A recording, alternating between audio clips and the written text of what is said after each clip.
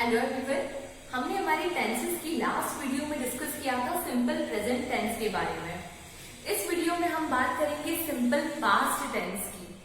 Okay, सो ये video start करने से पहले मैं आपको बता देती हूँ कि सिंपल पास्ट टेंस सभी टेंसेस में सबसे ज्यादा इजी होता है, क्योंकि इसमें आपके पास एक पर्टिकुलर फॉर्मेट होता है, बस आपको वही फॉलो करना है, कुछ ज्यादा चेंजेस नहीं करने होते हैं। तो जितने भी टेंसेस होते हैं उसमें ये सबसे ज्यादा इजी होता है। Okay, let's begin this video. हम सबसे पहले बात करते हैं कि सिंपल पास्ट टेंस होता क्या है। तो सिंपल पास्ट टेंस में वो एक्शंस और वो एक्टिविटीज आती हैं जो कि पास्ट में कंप्लीट हो चुकी हैं। ओके, ध्यान से सुनना, सारे वो एक्शंस या सारी वो एक्टिविटीज जो पास्ट में, पास्ट मतलब होता है बीता हुआ समय। ओके, इस पास्ट टेंस को हिंदी में भूतकाल बोलते हैं। तो बीते हुए समय में जो समय जा चुका है उसमें अगर आपकी एक्टिविटी या आपका एक्शन कंप्लीट हो चुका है तो उसको आप इंग्लिश में कौन से टेंस में लिखोगे? सिंपल पास्ट टेंस में। इसके कुछ एग्जांपल्स देखते हैं। सपोज उन्होंने गाना गाया, तो इसका क्या हो जाएगा? दे सैंग। या फिर उन्होंने बहुत अच्छा खेला, तो ही, या उन्होंने या फिर उस लड़के ने बहुत अच्छा खेला, तो ही प्लेड वेल। तो यहाँ पर आप सिर्फ इतना सा नोटिस करोगे कि आपका जो वर्ब होता है, जो एक्शन वर्ब होता है, उसका कौन सा फॉर्म आता है?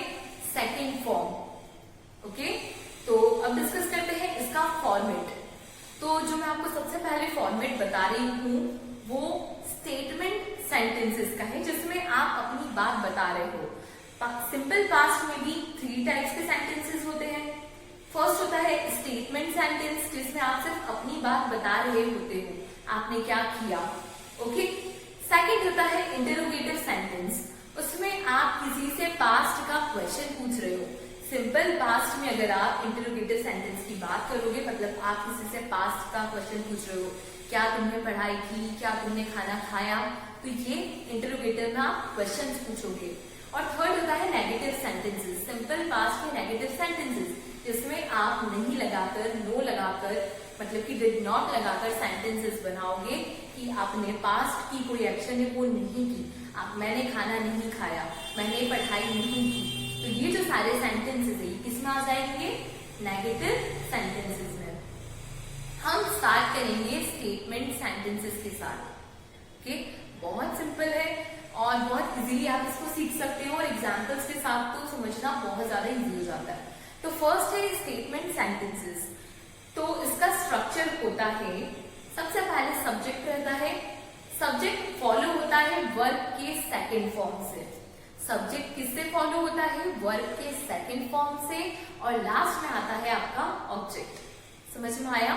सबसे पहले आता है सब्जेक्ट, फिर सब्जेक्ट को फॉलो कौन करता है? वर्ब का सेकेंड फॉर्म। हमने पढ़े हैं कि वर्ब के 3 फॉर्म्स होते हैं, तो यहाँ पर पास्ट टेंस में कौन सा फॉर्म आता है? Second form. सब्जेक्ट, वर्ब का सेकेंड फॉर्म, और लास्टली अगर ऑब्जेक्ट है तो, अगर ऑब्जेक्ट है तो ऑब्जेक्ट लगाएंगे। ऑब्जेक्ट कंपलसरी नहीं होता है, जरूरी नहीं है हर सेंटेंस में आपको ऑब्जेक्ट मिले। ठीक है, इसके कुछ एग्जांपल्स देखते हैं। Some examples of simple past tense are we played cricket, या वी प्लेड क्रिकेट येस्टरडे, हमने कल क्रिकेट खेला था। तो ये येस्टरडे मतलब बीता हुआ कल, तो हमारा जो ये एक्शन था ये परफॉर्म हो चुका है पास्ट में। सेकेंड, इसका हम सेंटेंस ले सकते हैं, they sang a beautiful song in the concert, उन्होंने कॉन्सर्ट में बहुत ही अच्छा गाना गाया। तो ये जो मेरा अभी सेंटेंस था, ये एग्जाम्पल था, इसमें भी जो एक्शन है वो पास्ट में परफॉर्म हो चुका है, इसलिए मैंने क्या लगाया? सैंग, क्योंकि SING सिंग जो होता है गाना, उसका सेकेंड फॉर्म क्या होता है? सैंग। तो आई होप आपको सिंपल पास्ट की जो स्टेटमेंट सेंटेंसेस है वो समझ में आ गए होंगे। अब हम पढ़ते हैं इंटरोगेटिव सेंटेंसेस के बारे में। तो इंटरोगेटिव सेंटेंसेस, क्योंकि हमको क्वेश्चन फॉर्म करना है, तो इसमें क्वेश्चन फॉर्म करने के लिए हम सबसे पहले लगाते हैं डिड। हम सबसे पहले क्या लगाते हैं? डिड। ये हमारी हेल्पिंग वर्ब होती है पास्ट में इंटरोगेटिव और नेगेटिव बनाने के लिए, दोनों के लिए। इंटरोगेटिव बनाने के लिए भी हमारी हेल्पिंग वर्ब डीड होती है और नेगेटिव बनाने के लिए भी हमारी हेल्पिंग वर्ब क्या होती है, डिड होती है। तो इंटरोगेटिव सेंटेंस अगर हमको फॉर्म करना है तो सबसे पहले आएगा डिड, फिर डिड को फॉलो कौन करेगा, हमारा सब्जेक्ट। डिड को फॉलो करेगा हमारा सब्जेक्ट, फिर उसके बाद आएगा वर्ब का फर्स्ट फॉर्म और फिर ऑब्जेक्ट। अब वर्ब का फर्स्ट फॉर्म क्यों आएगा, हम तो बात कर रहे थे कि पास्ट वाले सेंटेंसेस में वर्ब का सेकंड फॉर्म आता है, तो अब यहाँ पर फर्स्ट फॉर्म क्यों हो गया, तो ध्यान से सुनना। यहाँ पर फर्स्ट फॉर्म इसलिए हुआ है क्योंकि हमने सबसे पहले हेल्पिंग वर्ब जो ली है वो क्या ली है, डिड, और डिड ऑलरेडी डू का सेकंड फॉर्म होता है, डू डिड डन, तो डिड ऑलरेडी डू का सेकंड फॉर्म होता है, इसलिए हम वर्ब के दो सेकंड फॉर्म एक साथ यूज नहीं कर सकते। तो यहाँ पर हम स्टार्टिंग में क्या यूज कर रहे हैं, डिड। इसके लिए हमको बाद में जो हमारा मेन वर्ब आएगा उसका फर्स्ट फॉर्म यूज करना रहेगा। तो मैंने आपको स्ट्रक्चर क्या बताया, सबसे पहले आएगा डिड, डिड को फॉलो कौन करेगा, सब्जेक्ट, सब्जेक्ट के बाद आएगा वर्ब का फर्स्ट फॉर्म और लास्ट में ऑब्जेक्ट, अगर ऑब्जेक्ट है तो। डिड यू स्टडी, क्या तुमने पढ़ाई की, डिड यू स्टडी। ओके, अगर मुझे इसको सिंपल सेंटेंस में बोलना होता कि तुमने पढ़ाई की, पास्ट में तुमने पढ़ाई की, तो इसको मैं क्या बोलती, यू स्टडीड। ओके, पर अब क्योंकि मेरा इंटरोगेटिव बन रहा है और मैं स्टार्टिंग में क्या लगा रही हूँ, डिड, तो डिड के साथ मैं स्टडीड तो नहीं बोल सकती, तो क्या हो जाएगा, डिड यू स्टडी। और इंटरोगेटिव सेंटेंस में हमें पता है लास्ट में फुल स्टॉप नहीं आता है, क्या आता है लास्ट में, क्वेश्चन मार्क, तो इसके लास्ट में हम क्या लगा देंगे, question mark. Then did you go to the picnic, क्या तुम पिकनिक पर गए थे, did you go to the picnic. तो यहाँ पर ये भी हमारा कौन सा सेंटेंस हो गया, इंटरोगेटिव सेंटेंस, जिसके लास्ट में हम क्या लगा देंगे, क्वेश्चन मार्क। अब हमारा last type of sentence negative sentence. Negative sentence में आप किसी भी चीज का आंसर दे रहे होते हो नहीं में, क्या बोल रहे होते हो, आप जो भी स्टेटमेंट दे रहे हो वो आप नहीं में दे रहे हो, नहीं लगाकर दे रहे हो। इसका स्ट्रक्चर देखते हैं, इसमें आता है सबसे पहले सब्जेक्ट, सबसे पहले आएगा सब्जेक्ट, सब्जेक्ट फॉलो होगा डिड नॉट से, सब्जेक्ट किससे फॉलो होगा, डिड नॉट से।